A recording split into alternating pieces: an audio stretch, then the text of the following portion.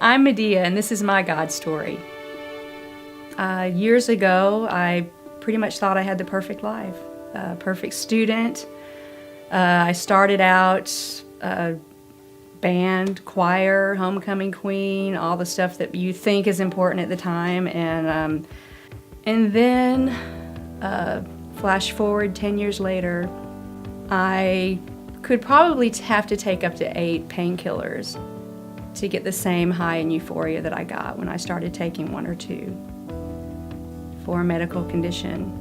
I was becoming very distant from everyone. The pills were taking over my life. But I thought I could still handle it. I still was trying to balance the two and thought I could still deal with it. Now flash forward another 10 years, and I could barely get out of bed without using them. My life with my children and my husband were becoming non-existent. My husband and I didn't have a relationship hardly anymore. It was a very non-loving relationship, a very verbally abusive relationship with each other.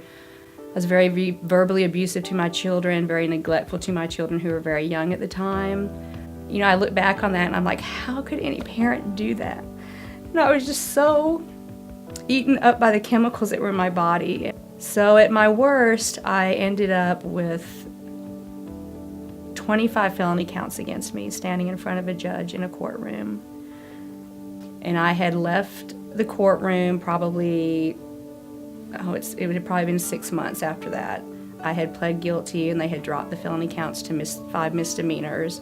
So one day a friend of mine, Bill Cyrus, who was a counselor at our church, and he gave me a book to read, and it was not a biblical book, it was just a book, but it had some scripture in it. And I was sitting in an oversized big green chair in my living room. I probably hadn't showered in 1 or 2 weeks. And in the book I came across a scripture. And it was a scripture, I'm paraphrasing, that Jesus said, if you can say to this mountain, move, it will move. If you have faith the size of a mustard seed. And I thought, I do have faith the size of a mustard seed. That's all I can give you right now, Jesus, but I have that much. And I just remember putting my head down and thinking of that scripture and thinking, God, just let me die so that my children could have the mother they deserved and so that my husband could have the wife that he deserved. Because I don't see any other way out. And I put my head down, and I will never forget this to this day. This overwhelming fulfillment came over me and my head went down, and to this day I remember the words came out of my mouth and I said out loud, I'm done. And in that moment, I did die. And I remember putting my head down and feeling like my whole body just sank. And then I feel like for the first time, I came alive and lifted my head up and said, I'm alive.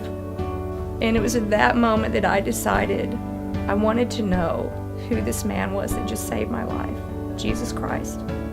And that feeling when he reached over and he touched me, because he literally had to have. I felt his just arms and touch just come over me. And I feel and know now that he was saying, I'm going to embrace you. And so God, as amazing as he is, when I sat in that big green chair and I prayed for God to let me die so that my husband could have a better wife and my children could have a better mother. I know now that he did let me die, but he let me be that mother and that wife that I was praying for. And I just, to this day, am so grateful. And it's been going on 9 years that I've been in complete freedom from any addiction. And I just have to say that God is so amazing. I would have never dreamed 9 years ago that I would be telling people my story and trying to encourage them to give up what they think is the only joy they can have for something that's better.